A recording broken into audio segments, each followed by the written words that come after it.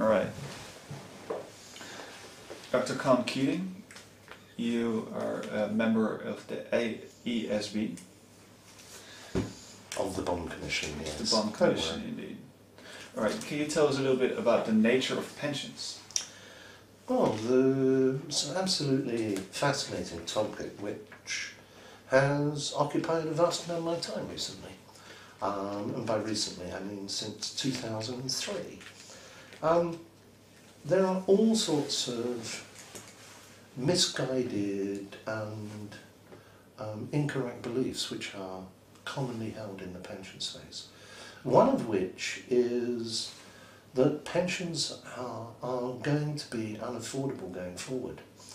And it's wrong. And it's wrong for a range of reasons.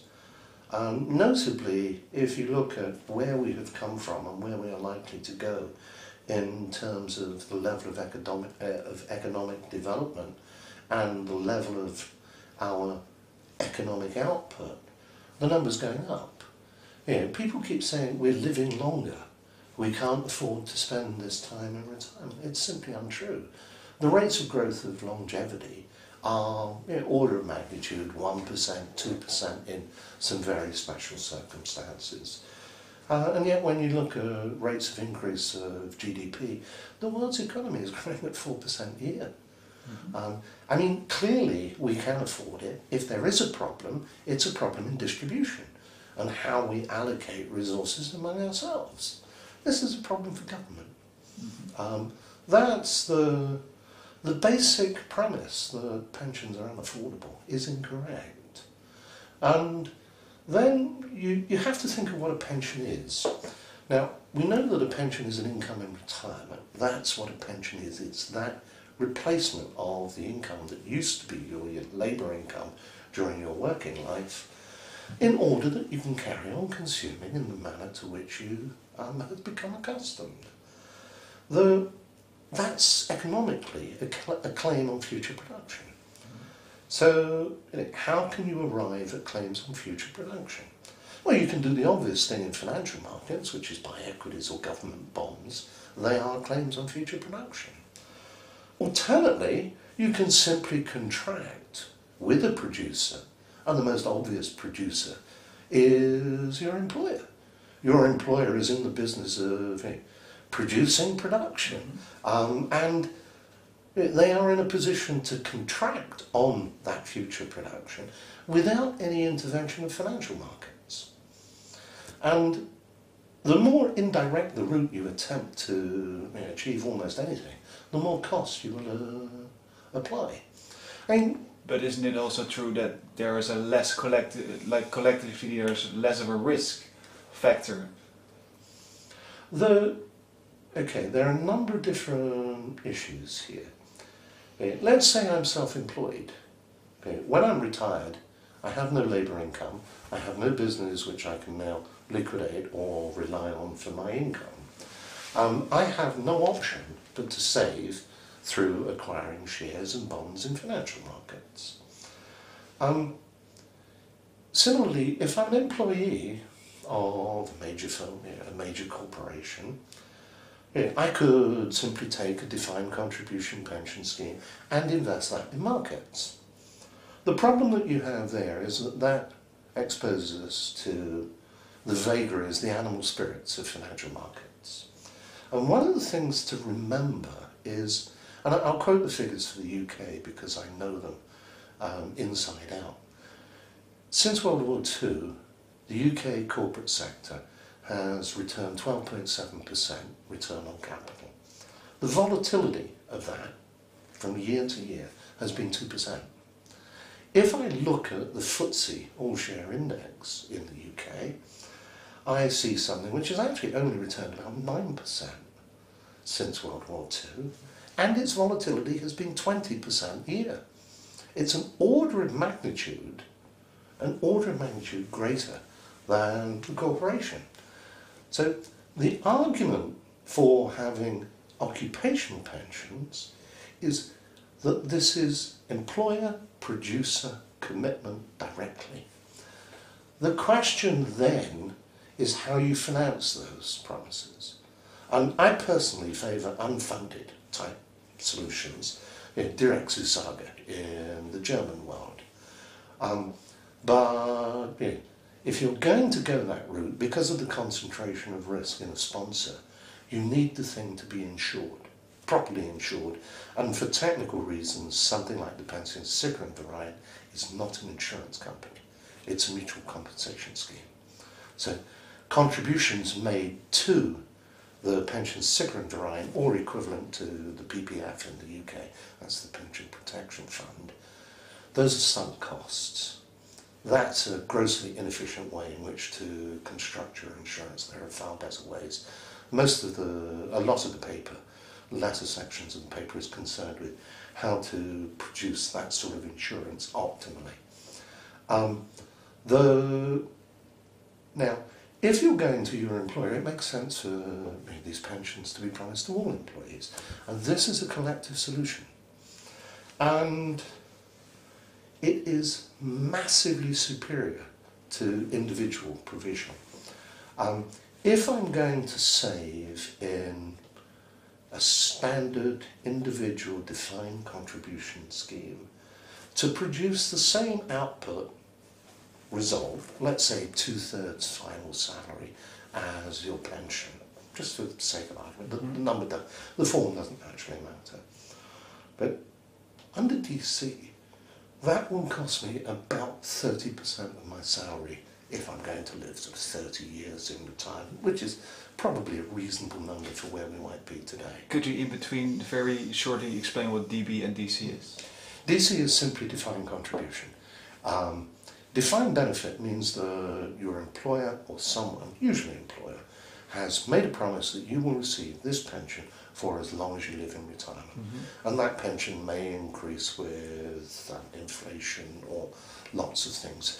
The Dutch have a word for those steps, they call it indexation. Mm-hmm. In the UK, there's a huge debate going on at the moment as to whether or not indexation of pensions in payment should be based on consumer price inflation or retail price inflation. Historically, it's always been retail price inflation. The government has moved for its schemes to consumer price inflation, and some private sector schemes are trying to follow them. Most of them are going to finish up in court because consumer price inflation is a much worse form of indexation than retail price.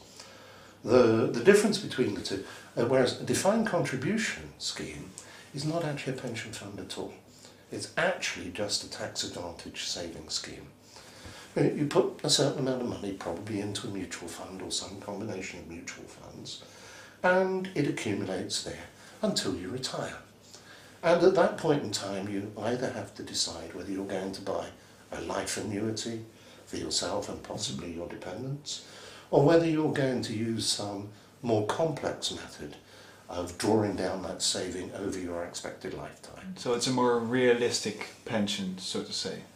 No, DC is technically not a pension at all. The sensible pension is the defined benefit. Right. That says you will receive this pension for the rest of your life. But it will give you a realistic image of what you're going to... You know where you stand. Yes. With a defined benefit. With a defined contribution plan, which is dependent on market values, a week before, you may have no idea where you are. I can give you a classic illustration. A friend of mine who worked for one of the major German banks for almost his entire working life, he had a defined contribution plan. A year before he retired, he sat down and he looked at the annuities he could buy. Okay, it was 2006, December.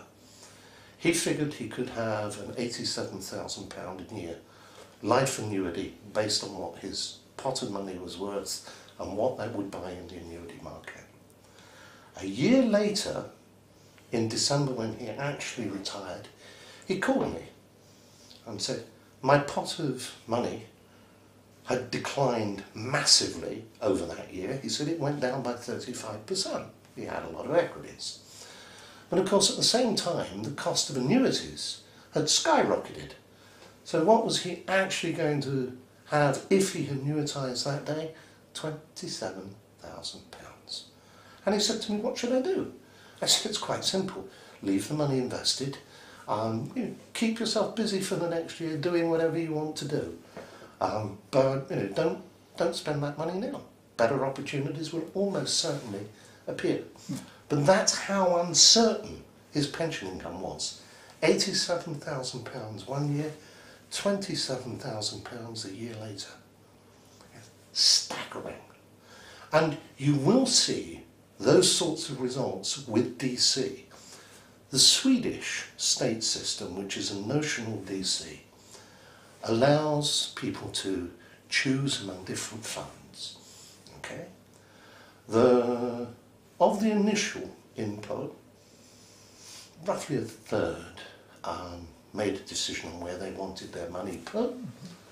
That has generated in the first 10 years of existence 0.4% per annum return. Those who just went for the default option, this is what we do, have made 1.7%. Those who've made lots of changes, this is not an argument for making lots of changes, those who have made lots of changes, of course, are also those who are survivor biased and successful. They have made something approaching 6%. So people with exactly the same amount of savings could be here to there. The range of outcomes and the range of possible pensions for a group of people who have made exactly the same contribution rates is that wide. It's crazy. That's no way to run a country or a society. It's just grossly inequitable. I mean, this is the luck of the casino. Yes. Questions? Of course. Well, I want to get more into the pension funds because for now the focus has been lying a lot of simple demographics, while you claim that the labour participation also has a factor in this. Lots of people are saying the world's going to look different because we have ageing societies, that the demographics are changing, and they are, there's no doubt about that. The demographic dependency ratio, that's to say the number of people in retirement relative to the number of people working, is going to decrease. There will be fewer people working relative to those retired, and in lots of countries that number approaches 1. And simply put, most people say this is unsustainable. Well, yes, it probably would be if it were true. And of course it isn't true, because an awful lot of the people in that working age group don't work. What you have to look at is the labour participation rate in that age range. It's not about the absolute size of the labour force, it's actually about the real size of the labour force, and that's driven by labour participation rates. For example, over my working lifetime, the number of women in employment has increased by something of the order of 12%, which doesn't sound that dramatic, but it really is. That number represents many millions of people. They actually pay almost the same amount in taxes, that group of women, as do people in retirement. And that's another thing which people forget, which is part of this question, whether the state can reallocate or not, depends on exactly how much net is going to that older age group. In the case of the UK, it's less than 5% of GDP. It's not a very big number. This is 17% of the population. The question of whether or not our working age group can support this number of people in retirement is a question of the total production in the economy. That depends on the extent of labour participation. It also depends on the quality of that participation. And that's about the level of capital employed and the level of education of that labour force. And I will just make the obvious, simple first demographic dividend evident. If we have £100 million, which is the capital employed by my generation, and the generation which follows me is half in number, they have per capita twice as much capital employed. And that makes them much more productive than we ever were. Do you reckon this demographic statistic will in the long run make these countries more competitive because they have a way higher productivity? I think that's undoubtedly true in some of the developed European countries.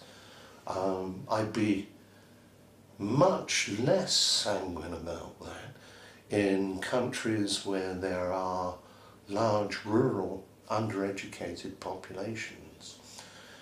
China, for example, talks about increasing urbanization and 300 million people moving to cities over the next 10 years. That number is going to be more like 20 years, simply because most of those who are now in the countryside are illiterate. It is very difficult to teach someone who can't read and write how to operate a machine. You need to have made that basic investment in education and healthcare to make those transitions. The one thing that I think we ought to have taken away from the crisis, by the way, is the role of residential housing. Lots and lots of people seem to think that residential housing is a viable savings mechanism for retirement. It really isn't. It has been until relatively recently. That's most unlikely to continue, partly because of the oversupply of housing in some markets, but the recognition will come through that residential housing is actually a depreciating asset. It really should be, in the long term, a very poor investment. Added to which, as you see smaller populations, which we will do in Europe, the population in continental Europe is forecast to decline. Not massively, but by some 20 million or so into the early 2020s. That means there will be less demand for housing. There was work done by the Bank for International Settlements on what sort of headwind demographics would have on residential housing in Europe. And the drag on house prices is actually what they modelled. They came to the conclusion that house prices would face a headwind of the order of 18 to 20% in real terms. And of course, in some countries, there never really was this excessive boom in housing. Germany did not experience a house price boom, and nor should it have done. It's a very sensible arrangement. The other thing that you have to be concerned with is labour mobility matters, and it matters a great deal. As you increase home ownership, then so you restrict labour mobility. If you own your home, you are most unlikely to go away and leave it. It's much more difficult to sell your house and move to another city, to a new job, than if you were simply renting. Is this a real competitive hindrance? Because you were talking about securities right now, but how does There's absolutely no doubt that in the US, the increase in home ownership has restricted labour mobility, and I can supply you with lots of statistics on that. It's perhaps as much as 0.3% of the drag on the US recovery. The surprise about this recession in the US has been that we haven't seen the 4 and 5% rates of growth in the rebound that we saw before. And one of the reasons for that is actually the level of home ownership, which even after the subprime crash and everything else is still much higher than it was before. And if you're sitting there with a house which is in negative equity, and you don't actually want or need to give it back to the bank or whatever, it's going to restrict your moving. And in most of Europe, where your mortgage can't be walked away from, it will restrict your movement very dramatically. We haven't seen it to that large an extent in the UK this time, but in the early 90s it was a serious problem. Serious problem. So are there countries that in that particular part have a more competitive advantage because they have a more mobile population? Yes, I mean the mobility of the US population is well known. It's just proved this time around less mobile than they were before. Mm-hmm. But I mean the U-Haul trailer was the classic sign of recovery from a recession. If you were on a freeway, 1982, late 1982, 1983, you would see the people moving from the Rust Belt cities to the Sun Belt and to those areas where there was employment. Similarly, one of the things I will never forget was a friend of mine who I worked with, who had worked in Dallas and Houston through the early 80s oil boom, which turned into a bust of spectacular proportion. And this fellow said, he had a very expensive house, he had a very expensive mortgage, the house became worth less than the mortgage, he took the keys along to the bank, dropped the keys off at the bank, and got in the car with his U-Haul trailer and his wife and kids in the car, and he moved to Massachusetts. And that's the sort of thing that you did in America. Labour was incredibly mobile. And we have not, even with Schengen and similar things, we have not managed to increase labour mobility to anything like the extent that we will need to for Europe to become super competitive again. All right, so these are two very important things in demographics that play a role into the competitiveness of the countries. I still want to get back to the greater capital per person, so the productivity per person will grow. Yeah. Do you reckon that because there's a fear of China and for other upcoming countries which don't have these baby Don't be booms? frightened of China. China will be a bigger economy than America by 2020, 2025, somewhere between there. Chinese demographics are massively worse than they are almost anywhere in the world. The country with the worst demographics in the world is Korea, by the way. The Chinese demographic problem becomes evident in about 5 years' time. China, anyway, is in the middle of making a transition from being an investment-based economy to being consumption-based. That's not to say that Chinese investment rates are going to drop dramatically. You're likely to see the economy slow from the 10% double-digit type numbers we've seen to something closer to 6 or 7% over the next 10 years.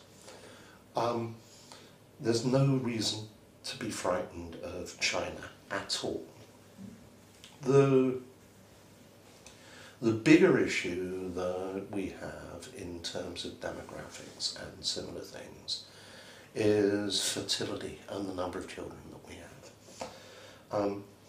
One of the phenomena which is observed everywhere is that as societies get wealthier, they tend to have fewer children. This is absolutely,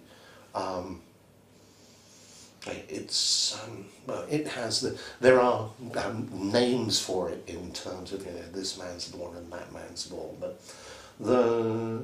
it recurs again and again and again. What's absolutely fascinating about the UK at the moment is that the UK fertility rate is increasing again. And there are lots of good reasons for that. Partly it's a question of immigrant communities and relatively large families there, but it's also a question of economic times. A lot of women who were working have decided the job prospects now are muted relative to where they were, this is now a good time to have children. And one of the biggest problems we have with our national accounts is that we account for education as a current consumption. It's not, it's an investment in those children. And the accounts mislead us badly in that, national accounts mislead us badly in that context. I want to get back to China. You said the demographics are one of the worst you've ever in the world, considering retirement age. Well, that's a result of the Chinese policy of single child. Single child, there were lots of exceptions to the single child, but single child was the rule rather than the exception. But is this going to be the defining factor for China in the oncoming 20 years, what it's going to look like? Or? Yes, I mean that's already built in there. You know, we have now that group who, I mean the one-child family goes through until about the age of 45. And it's only really been over the last decade the family sizes have started to grow again. But largely, the fertility rate in China over the last decade, 15 years, has been held down by the increasing prosperity. The group which is now moving into the mainstream China labour force are actually precisely that group who were born under single-child policies. Yeah. China ages earlier than anybody else and more rapidly. All right. But in 50 years' time or 60 years' time, what influence will this have? Because you probably would have a very strong working force out of necessity, because they had to work to cope with... 60 years from now, they might come out stronger. 60 years from now, it's very difficult to say.